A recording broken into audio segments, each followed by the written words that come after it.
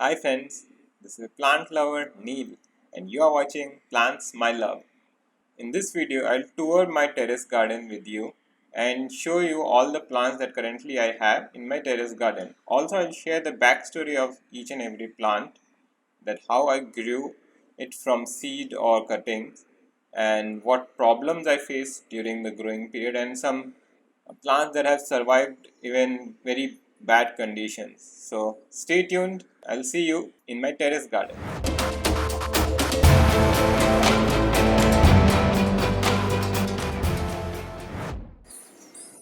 Welcome friends to my terrace garden. As we enter the terrace garden, the first thing that you will see is my cutting zone, or you can say the incubation area. So here what I do is I keep my cuttings in a plastic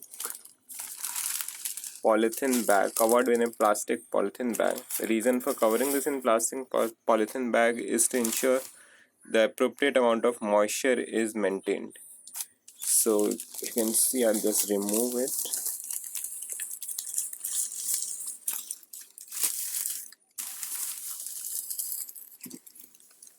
Yeah, these are the cuttings. These are of mostly flowering plants, and you can see over here this tip. This is a new growth, so I expect this cutting has become successful, and others also have some new growth over here, and I hope this is the first time I'm trying in this like this, and if it's successful I'll post a detailed video of how I achieved this. So this is the cutting area, incubation area, and over here this is my drip irrigation system. This is the filter that is being used by the drip irrigation system. This ensures that the drippers don't get clogged because of impurities. And the impurities get collected over here, and this drip irrigation system splits into two. This part goes to the main garden downstairs, and this is for the terrace garden. And here, this is a small snake plant pup. I removed it from the mother plant too early, so it's not able to grow properly. Let's see. It's been in this state since more than 4 months, but it's still alive. I can see the roots, and it's still growing. The roots are still growing. So let's see what happens with this. This is another experiment. And over here we can see, here is the beautiful flower. This is what you call Luffa or sponge gourd, and it's been grown in this stainless steel container. This container actually came from my front loading washing machine. There are some few chili plant that I transplanted recently. The connection of this container got broken, because of which it was of no use in the washing machine. So I thought that let's make it of some use by using it as a pot. And if you can see this, this is my papaya plant. There are a couple of them. This is one, that is the second, this is the third. If you can come here, this is another snake plant. I have been growing from leaf cutting. You can see the pups have arrived, quite big they have become. These are on, by the way, this is on sale. You can get the details from our Facebook page. If you are interested, you can purchase it from there. We ship it all India for free.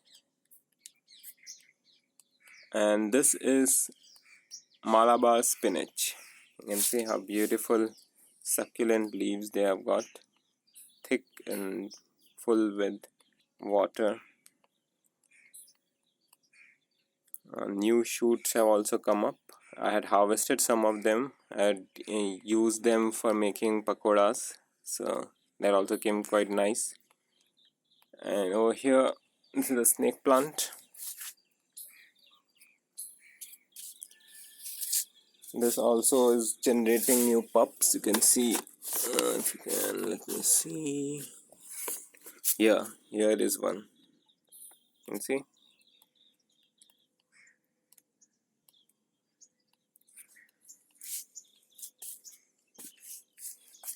And over here, this is spinach. The spinach has been growing since more than a year now, and this survived 45 degrees of summer temperature without bolting and dying.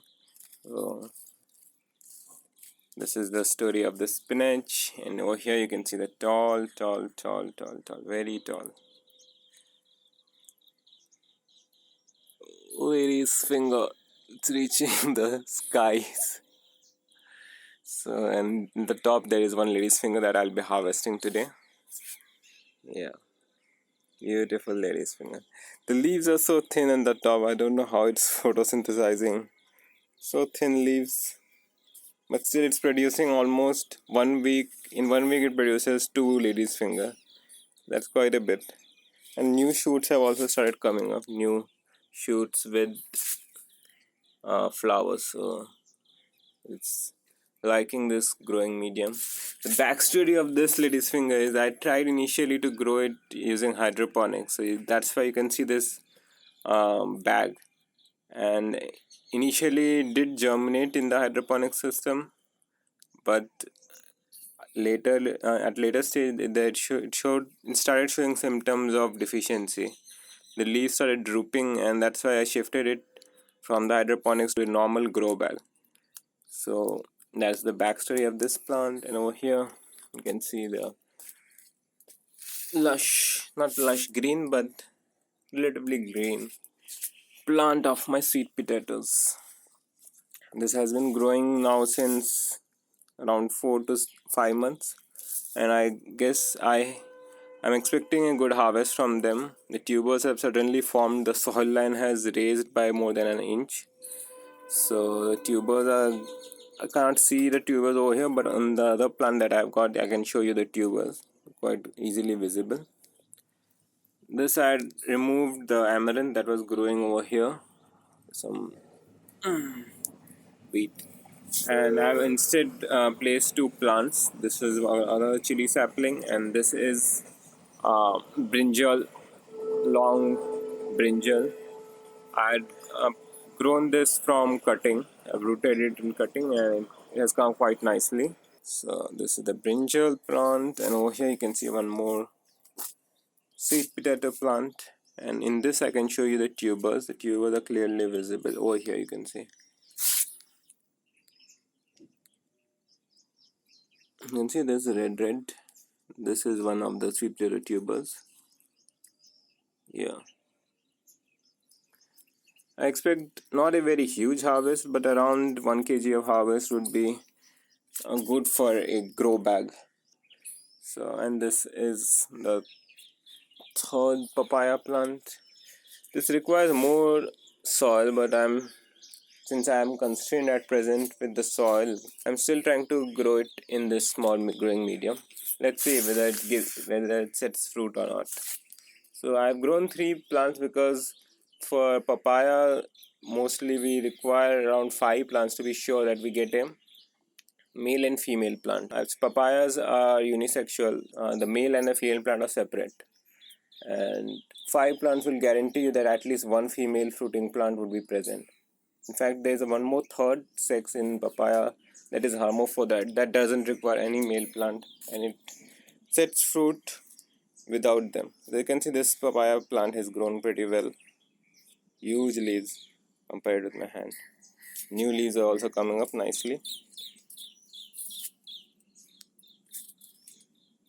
And over here you can see the small 4 curry patta plant. There's some signs of deficiency over here. Most probably I've been watering too much, and the medium is also quite soaks water pretty well. It has got some peat moss in it, quite a lot of peat moss. So I'll be removing the drip irrigation from this. And over here you can pan. This is mint. some more mint, one more spinach plant, some more mint, and some more mint.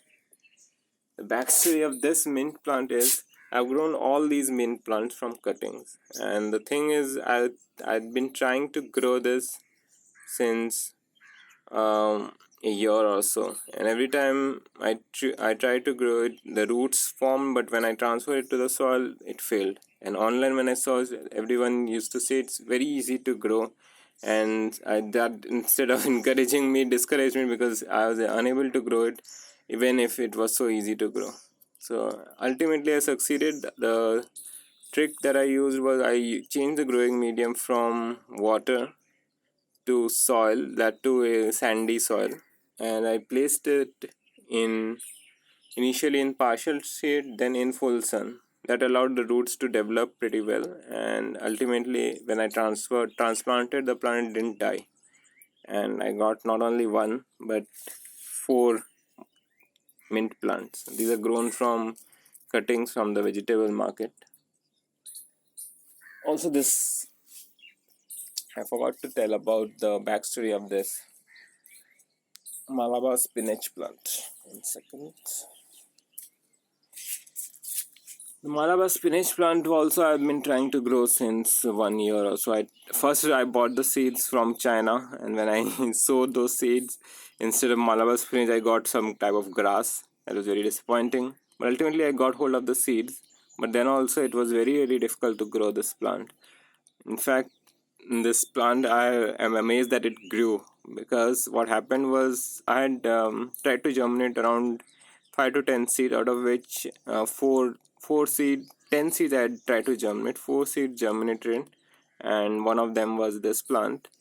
And the thing about this is the seed germinated and it got the true leaves also, but after that, due to the heavy rains and the poor lighting conditions, it was placed downstairs.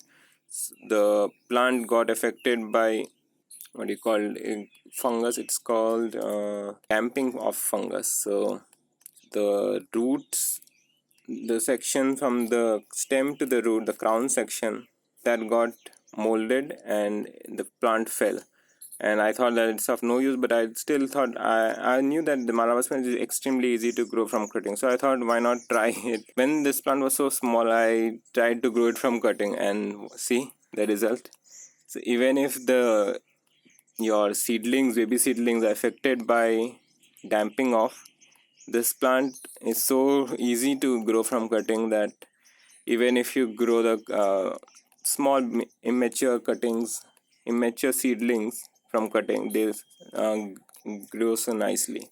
So this is how I was able to finally grow Malabar spinach. Once you grow it from, it's extremely easy to grow it from cutting, but from seed it's quite difficult. At least I have faced quite a bit of difficulty in my climate, which is pretty hot and dry here in Gujarat, Ahmedabad. So that's all at present in my terrace garden. I hope you like this video. If yes, smack that like button. Do subscribe to our YouTube channel, Plants My Love. Thanks for watching, friends. See you later. Bye bye.